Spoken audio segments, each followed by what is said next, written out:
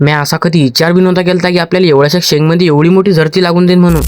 तर हॅशटॅग रामराम मंडळी, तर हाच आपला आता डायलॉग राहणार आहे. आता तुम्ही बी म्हणसान हा ब्लॉग रोज टाकते, तर ब्लॉग म्हणजे रोजच्या रोज हे जिमचा व्हिडिओ कोण नाही टाकत. आता याच्यावर मला तर काही प्रॉब्लेम नाही, पण याच्यावर तुम्ही बोर होऊन जासा, कारण की जिमची क्लिप तर व्हिडिओच्या स्टार्टिंगलाच दाखवा लागते. आता ते सगळं जाऊ द्या, मी आलो मग आता 8 वाजता वावरात येऊन सगळ्यात पहिले लावले आपल्या संत्र्यावर पाणी, आणि इकडे येऊन पाहिलं त्या पाखरेनं पुरीची पोळी आपली नळीच खराब करून टाकली होती.